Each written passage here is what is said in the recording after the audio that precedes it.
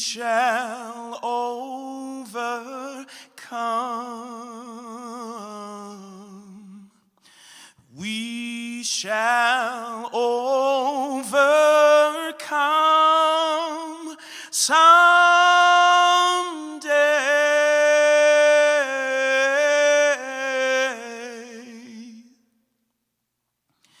Deep in my heart,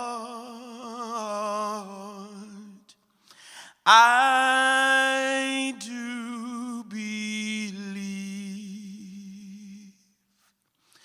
that we shall overcome someday. We'll walk hand in hand. We'll walk hand in hand. We'll walk hand in hand someday.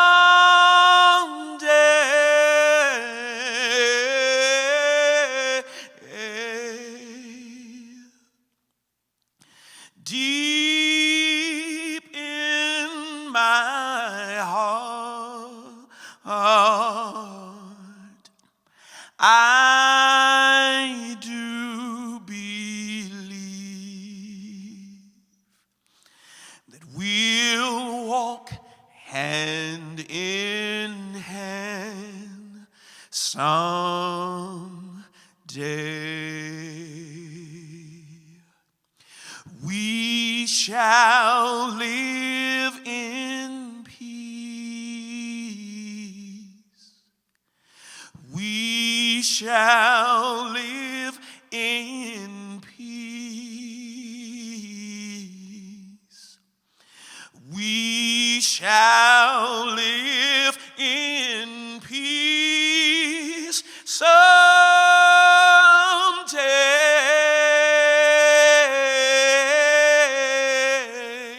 Oh, deep in my heart, I do believe that we shall live in peace someday.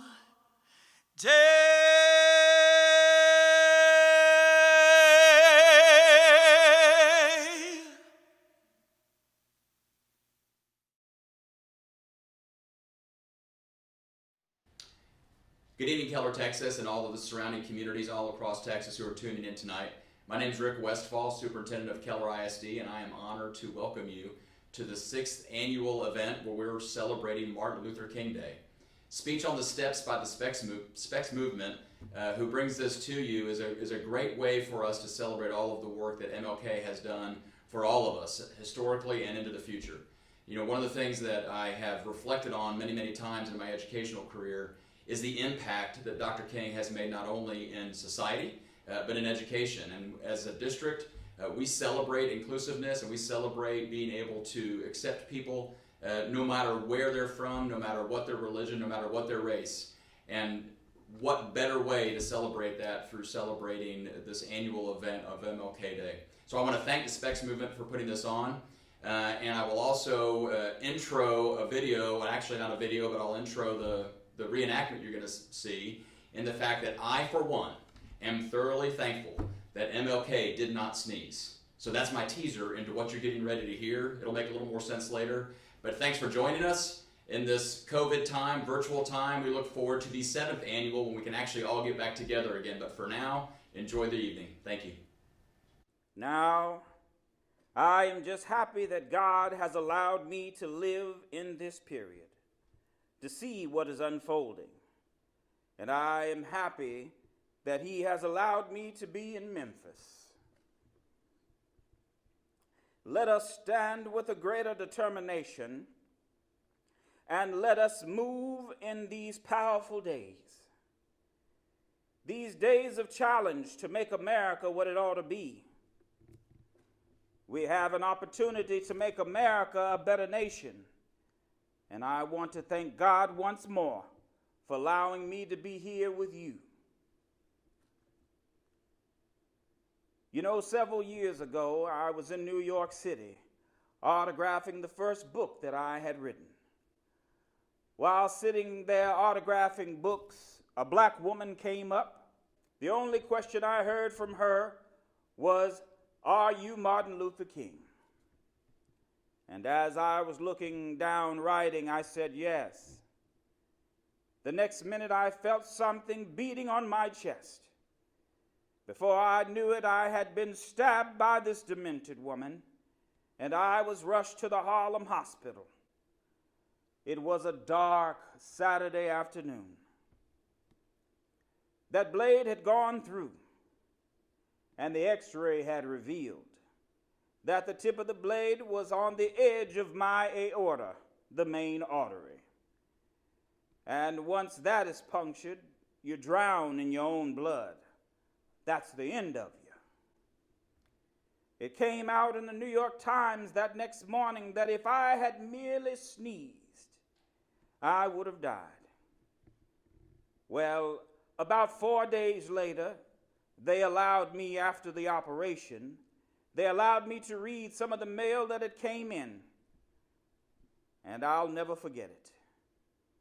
It said simply, "Dear Dr. King," she said, "while it should not matter, I would like to mention that I am a white girl. I read in the paper of your misfortune and of your suffering. And I read if you had sneezed, you would have died. I am simply writing you to say that I am so happy that you didn't sneeze." And I want to say tonight that I am too happy that I did not sneeze. Because if I would have sneezed, I wouldn't have been here in 1960 when students all over the South started sitting in at lunch counters. I knew that as they were sitting in, they were really standing up for the best in America dream and taking back the whole nation, back to those great wells of democracy which were dug by the deep founding fathers of the Declaration of Independence and the Constitution. If I would have sneezed, I would have not been around in 1961 when we decided to take a ride for freedom and end segregation and interstate travel. If I had sneezed, I wouldn't have been around in 1962 when Negroes in Albany, Georgia decided to straighten up their backs. And when a man and woman decide to straighten up their back, they are going places, because you cannot ride someone's back unless it's bent. If I had have sneezed, I wouldn't have been here in 1963. Black people in Birmingham, Alabama aroused the consciousness of the nation and brought into being the Civil Rights Bill.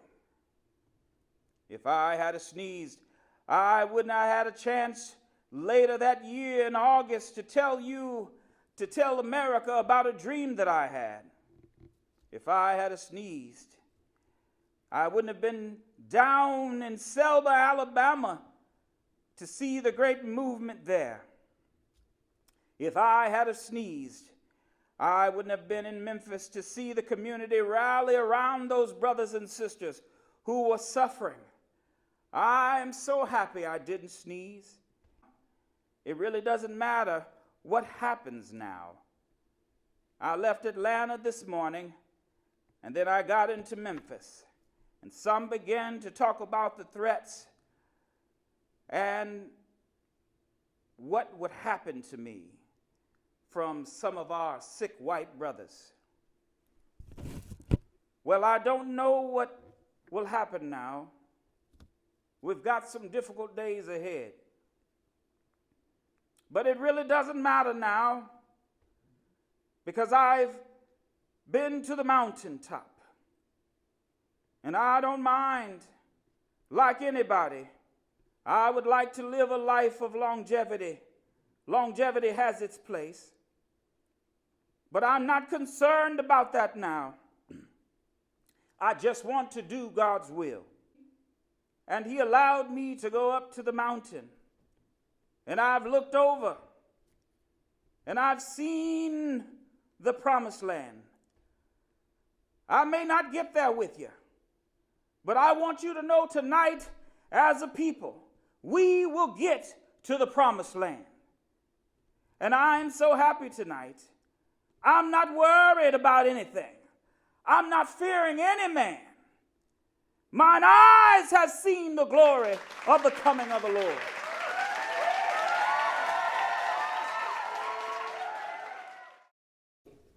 Hello, my name is Anna Burrows, and thank you again for joining the SPECS movement in our 6th annual Martin Luther King Jr. Day event. The purpose of SPECS is to create healthy engagement around race in order to deconstruct perspectives that produce racism. Our hope is that these healthy engagements will in turn produce anti-racist transformation.